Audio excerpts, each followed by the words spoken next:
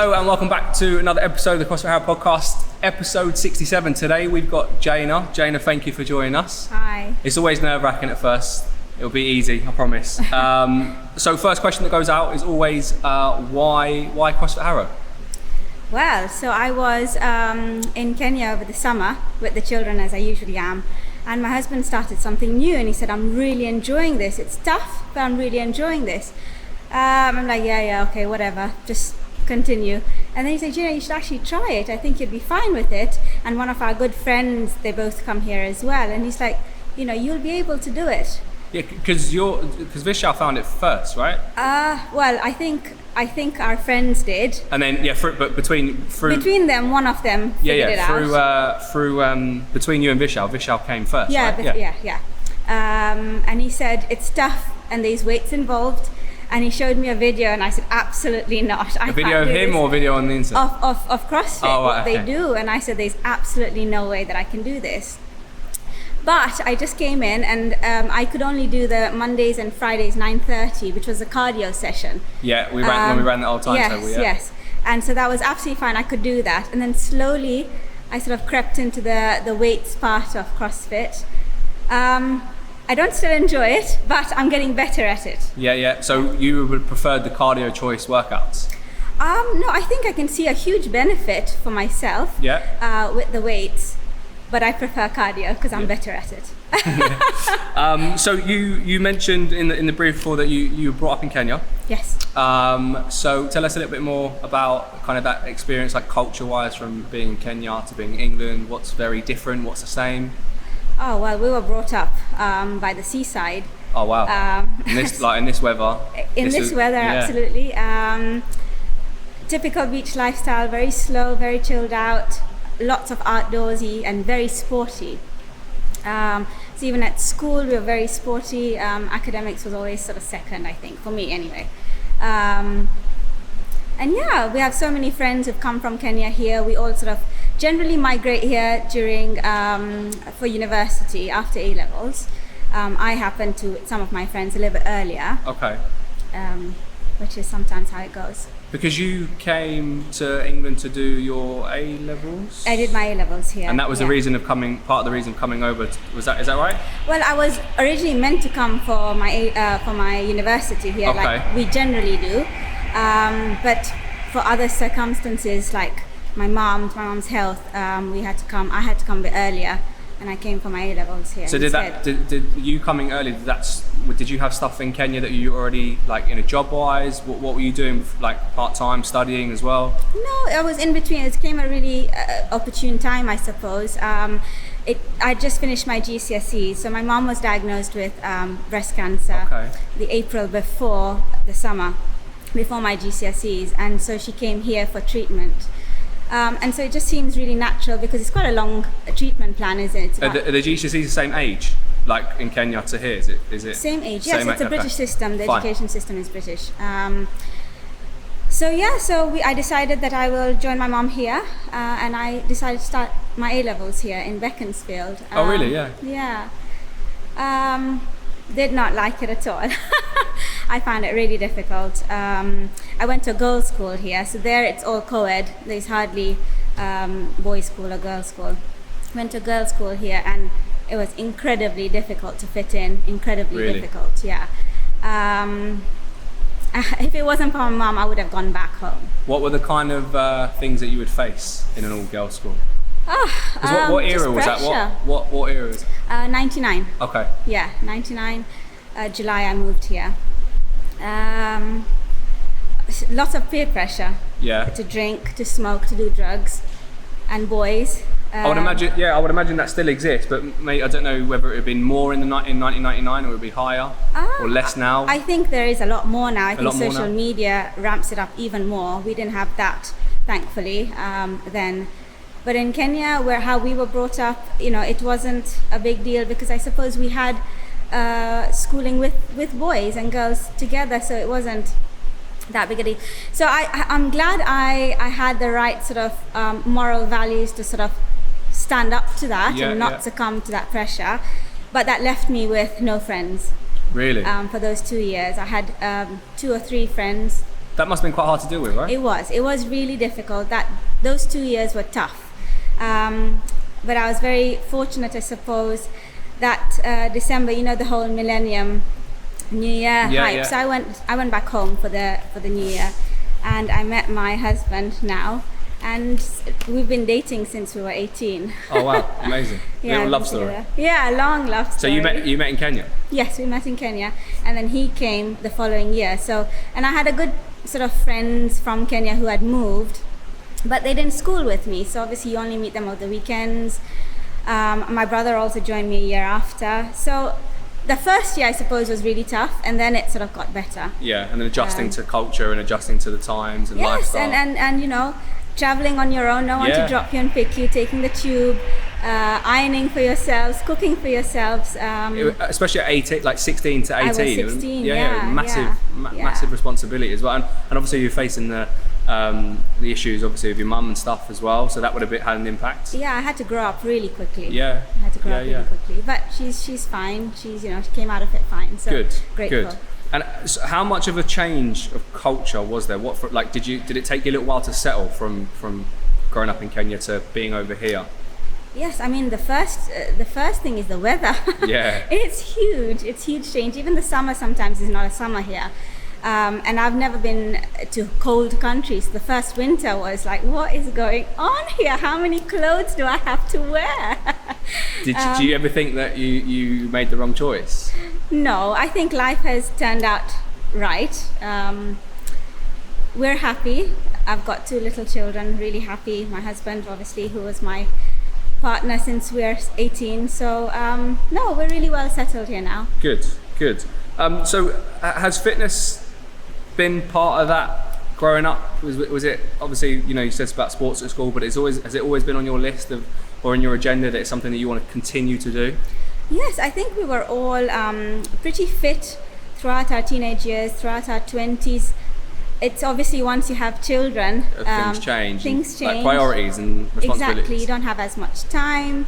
And so obviously fitness really did drop. We used to live in Canary Wharf. Okay. And then once our second child was born, we decided to move somewhere where there's more family, for schools for my daughter as well. And so one of our friends lives in Pinner anyway, and the schools there are brilliant. So Vishal started looking at schools there, and we found a lovely house and we moved. Because I remember speaking to you a while ago and you said that you were in Kenya. Yeah. And Vishal was here. Yeah. Had to organise the sale of the house, the purchase of a new house, find the schools. Yeah. And you had the kids in Kenya. He did it all. He moved us, and literally on my birthday, I stepped into our new house. Oh wow! It was brilliant. Amazing. It all just worked out really nicely. So were you on holiday in Kenya? Yes, so I was on maternity leave. Okay. Because our son was only 9 months. So I went from when he was 2 months until he was 9 months. I was in Kenya. It's a lot easier there. Both sets of grandparents are there. Okay. It's a lot more help with both the children. Here it's quite solitary, I find. How did you find that being away from him for... How long were you away from him for? 6 months. 6 months. How did you find that? But we met twice. So he came once. I met him in Dubai for a cheeky holiday without the children. It was hard, but you know, there's so much going on with 2 little children under 2. Yeah, that you're constantly like... There's no time. Yeah. There's no time to really miss anybody because you're all hands on deck all the time. And he was really busy finalizing the sale of the house and then finally moving us so that it's all ready when we get there. So it all worked out really perfectly. Bags out of the aeroplane. Oh, he had organized everything. The whole house was set up. Wow, amazing. And in terms of career-wise, you studied to progress into to being a pharmacist. Yeah, I'm a pharmacist. Yeah, currently. Is that what you chose that you wanted to do? Is that you knew that early on? Yes, I did. My dad's a pharmacist. My brother's a pharmacist. So it runs in the blood. Yeah, it does. I think it's very much about caring for people and wanting to see people get better and feel better. Yeah.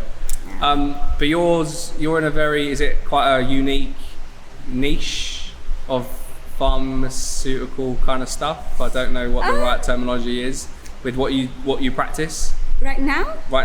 I can't say the word. Homeopathy. There we go. People laughing at me on the screen. Okay, now. so that's not pharmacy. Okay. It's completely different. Completely different. It's alternative medicine. Okay. So pharmaceuticals won't suggest. No. Okay. It's completely, I suppose, a 180 on conventional medicine. I mean, I got no idea. I thought it was. I didn't know exactly what it was. Yeah. Sorry. No. I came into it about 3 years ago. My daughter was having lots of tummy issues, and she had food intolerances, and we couldn't quite figure out what's going on because Vishal and I, in neither of our families did we have any of that. And obviously you go through all the tests, the blood tests, you go to the doctors, and we couldn't really find a solution. So really it was perhaps immunosuppressants for her to see if that would decrease the reaction to certain foods. And I said, oh, that's quite harsh on her little body at 4. So I started doing some reading, and I said, okay, let's just try. Let's try alternative medicine and let's see what we come up with. So we did a bit of craniosteopathy. I'm just going to nod and smile. Yeah. And then... but what is that for those? I mean, I don't know what that is. So I think it's the craniosteopaths, they will produce small amounts of pressure to the nerves in your brain and down your spine. Okay. And that relieves tensions on muscles and bones. Okay, so obviously there's something going on in her tummy which was alleviating. The craniosteopathy was really alleviating but not taking it fully away. So they suggested try homeopathy, and I said, okay, let's just try it. I'd given myself 6 months before I went to the pharmaceutical medicines, and literally within the first prescription she was so much better. Really? Yeah, it is still a journey. We're still she's not 100% yet, but she is so much better. And how long's that process been? She's been on homeopathy for 3 years now. Okay. So as I saw her getting better, I said, oh, I can try this for myself. I had suffered from postnatal depression after her birth, and since both the children had chronic insomnia, so just completely not sleeping. I'd wake up at 1 until 5, tossing and turning, panicking, anxiety, and then you wake up at 5, or the children have woken you up at 5 and you've not had any sleep besides the 2 hours between 11 and 1, and you're a zombie, complete and utter zombie. Again, after I think 3 months, massive difference. I was a lot happier, feeling nearly like my old self again, and sleeping so much better. And I think they go hand in hand, anxiety and sleep. Yeah.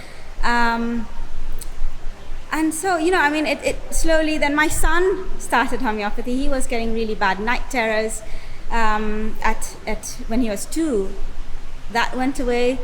And finally my husband, he suffered from hay fever, and he's, I would say, 90% better now. He doesn't use any conventional. So we as a family really just use homeopathy to treat ourselves now. Well, I can definitely give credit to the treatment for hay fever. Yeah. As I'm still in that process, and I'm so much better than what I was 6 weeks ago. Good. I couldn't be outdoors for too long. Eyes puffy, nose, itchy throat. Was actually taking the conventional medicine of your Pyritons and things like that. There's another one that I used to get, phenylphexidine. Fexofenadine, yeah. Yes, which actually was pretty good. But I started the treatment as advised, and one of the best things I've done. Good. I can be around flowers. I can be outside. Obviously, there's still the element of sometimes an itchy throat, but I would say I'm probably about 90% better too. That's brilliant. Yeah, and that's 6 weeks. This week will be week 7 of the treatment. So it'll be something that I hopefully will eradicate, but I can stand by my experience of homeopathy and say that I've had a really good experience with it.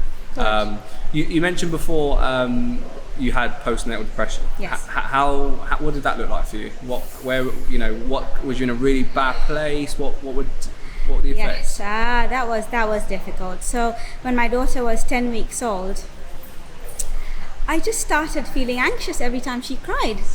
I couldn't understand why she was crying. I had fed her, she had pooped, I'd cleaned her nappy, I'd burped her, and she had had her sleep, so why is she crying? And it sort of started in that way, and she suffered from colic as well, so that's, from 4 to 8 in the evening, she's constantly crying. So were you kind of questioning, like, am I doing things right? Exactly. Is this supposed to be for me? Exactly. Am I looking after her properly? What am I doing wrong? Yeah. Is it my fault? Yeah, and it just manifested. It's like a rolling stone. It just carries on. And I'm very much a people person. So staying at home, looking after a baby the whole day, not having any conversation with anyone because my husband's out. He's left home at 7, comes home at 7, and he's tired when he comes home. So I found that really challenging, and I think it just went on and just got worse and worse. And one day I just decided I can't take any more of this, and I went to the doctors, and within 10 minutes prescribed me an antidepressant, a sleeping tablet, and an anxiolytic, so for panic attacks. What did you think of that? Well, as a pharmacist, I was like, gosh, I'm going to be a zombie, but I'm desperate. I'm going to take whatever I need to. Fortunately, my then really good friend, but now is my sister-in-law, I was talking to her, and she's like, absolutely not, you're not. And she's a pharmacist as well. And she's like, you're not taking these drugs. I'm picking you up tonight. And I went to actually stay with her and her parents for 2 weeks with my daughter. And they really looked after me. Yeah. And I think that's when we realized that I just need to be around people. Was there any form of exercise at that point? No. Yeah. So I think, but at 10 weeks, my body is a mess as it was, I'm not sleeping, the baby's waking up every 2 hours. I couldn't even think about that. That was not even on my radar. Exercise. Obviously, I don't mean like, having to go 100 miles an hour of exercise, but a form. I just wonder if there would have been a correlation between the lack of sleep. I absolutely think if I'd gone for a walk, perhaps even half an hour a day, on my own, whilst Vishal was at home with the baby, I'm sure it would have helped. Because it would have played a massive role in that, and maybe it was. I find it quite interesting that with you go to doctors certain things, and the first thing they will do would be to prescribe medicine. I've always found that fascinating. When actually, I'm not saying the cure for everything is exercise, obviously. Yeah. But the rewards that you reap from exercise are endless. Well, absolutely. I mean, when you exercise, you release endorphins, of course, which are the happy hormones. So I think it could have helped. It wasn't on my radar at all at that time. I was so focused on the anxiety at that point that I couldn't think of anything else. And then it's even when you go to sleep, it's she's going to wake up in 2 hours, she's going to need a feed, and men will never understand also. No, but Vishal was very good. We'll never have that. We don't have that in us. Like we don't carry the child like men will. I guess like we can. The hormones don't play a part. Yeah. Say, you see, it's my hormones trying to go back to normal after the birth. I mean, even though he tried his best, there's only so much he could do. It's me. I had to. My hormones had to settle. Yeah. And they just weren't. So eventually, I just decided that I'll go back home to Kenya, where my parents were. I'd have a better support network. So you spent quite a lot of time. Both my maternity leaves, that's what I did. That's what I needed to do to cope. And it has obviously worked. Well, it worked. When I came back, we moved into a new house, so that was challenging after the second child. But then, as I said, the homeopathy sort of kicked in. I was using flower remedies at that time, which helped take the edge off, but not completely eradicate it. But honestly, homeopathy has been a complete savior. Does it require a lot of research? Do you still? Because I know we spoke a little while ago, and you were saying that you were researching. You were doing a lot of studying. Yes, as I'm studying currently. I finished my first year, and I've got 3 more to go. Okay, so gone back to the education side of things. Yeah, I'm really enjoying it. I put the kids to bed and I hit the books, and Vishal was like, "What are you doing? It's 11 o'clock. Let's go to bed." And I'm like, "Yeah, 15 more minutes." But I'm just completely engrossed in what you can. Is this for a degree? Is this what's this for? Yeah, for a degree. For a degree. What's the title? What's the title? It's a licentiate of homeopathy practitioner. Oh right. Okay. Yeah. So this is a 4-year course. Yeah. And then you'll have that title after 4 years. Yes, I'm the pharmacist. So obviously with the your family going through it, is that why you really wanted to pursue that kind of route? Yeah, COVID gave me time to think. I was sat on the train going to work, and I said, you know what, I know anatomy and physiology. That's half of what I'm learning now anyway. Yeah. I can do this. Why don't I, for myself and my family, not for anybody else, really, not as a career. Yeah. But just for us, for our well-being. And I came home and I'd done all my research whilst I was at work. I came home and I said, look, this is what I want to do, Vishal, because I was at a loss. I was really at a loss. I was in limbo for quite some time, not knowing what I want to do with my life once my children grow up.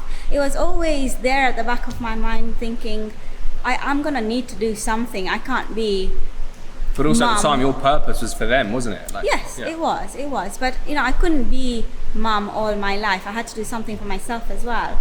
And I think this all just tied in really well together. So it was really quick. Within two days, we decided. I applied, had the interview with our principal, got offered the place, and 1 year later, I'm done with the first year. So wow.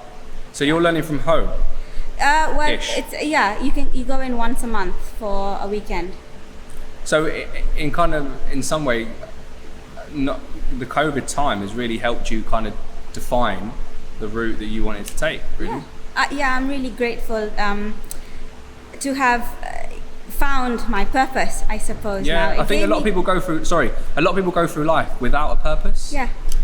Or find their purpose maybe a very, very, very late stage of their life and don't get to enjoy as much of it. Yeah. But it's good that you found, because I think a lot of mothers do not I don't know, this is maybe a little bit of guesswork, but I could imagine it being quite difficult having children and then your purpose becoming serving your children, and that becomes your purpose. Yes, because working full-time and raising a young family is actually quite challenging. Yeah. You have to have a support network of some kind to be able to do both well. Yeah. And I didn't have that. So I decided to be a full-time mom, and then which did leave a void for myself career-wise, or just to keep my mind active. But yes, COVID, with all its problems, really worked out really well for me, because I decided, I appreciate what we have at the moment. Push you to do that. Yeah. And you might not have done it. I don't think I would have done, because life was at such a fast pace with both of them and Vishal's work, that there was no space for me also to think about myself. And because we all managed to slow down, just be just the four of us, I had time to think what I wanted to do with myself. And where do you fit all this fitness in? Where do I fit it in 3 times a week? I will not look at the workout, because if I do, I will psych myself out, and I will not come for it. So I don't look at it. I just press the button to say I've booked the class, and I turn up. Whatever it is, I turn up. And for me, that's the best way to go about CrossFit. Yeah. So there's a thing called what we call cherry picking. So people will pick the things that they're good at and not do the things that they don't like, or not so good at. We generally find that women will go more to the cardio-based stuff, and men will go more to weightlifting stuff. But what would you say is your favourite thing about training? Not necessarily CrossFit, just in general, like the whole training element. So see, the gym really wasn't for me. I don't have the self-motivation to go and do 30 minutes on the treadmill or try out the weights. This is brilliant because you're a small class. Yeah. It's like you're getting one-to-one personal training, and you're very lucky here with your coaches. They're both absolutely brilliant, and so motivational, and they know where and how to pitch you. They know when to push and when to say, actually, drop it down. Good. They're brilliant. I couldn't rate them enough. Good. And so, that's what I really enjoy. I come here, I meet so many people, different people, And we have a bit of a giggle, especially now with COVID. It's so important to meet people outside of home because you're really engulfed in your home structure at the moment. So I find it hard. I find CrossFit incredibly hard, but I come out feeling really like I've achieved something. Good, that's good to hear. Had you ever been a member of a gym before? No, never my thing. Never my thing. So in Canary Wharf, when we were living there, in our block of flats, we had the gym. But I tell you, I would have only gone there for the sauna and the steam room. Never for anything else. It's just not my thing. Yeah, but this is much better. I look forward to coming here. Good. Yeah. Good. You said in the brief that you and your husband like to travel. Yes. To travel. Yes. You went South America. Yes. So whilst I was at uni, we did Ecuador and Peru. Wow. For a good 5 weeks. The food must have been insane. Honestly, everything it was just such an experience. The people were brilliant. We picked up Spanish so quickly whilst we were there. And then Vishal went to New York to work, and just before then we went to Costa Rica and Cuba, which was Is this surreal. This without the kids? This is before the children. Before the children. Before the children, and Costa Rica by far is my favorite country at the moment. Still is. How long were you there traveling for? We were in Costa Rica for 3 weeks, but Peru and Ecuador for 5 weeks. Wow. Yeah, it was an experience, and I think we caught the travel bug from there. Did you? Yeah. And then with university, I had an opportunity to study abroad for 3 months, and I went to Spain. Okay.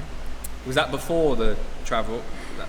In between. So you can speak a bit of Spanish? I could speak it pretty well then. This is a long time ago now.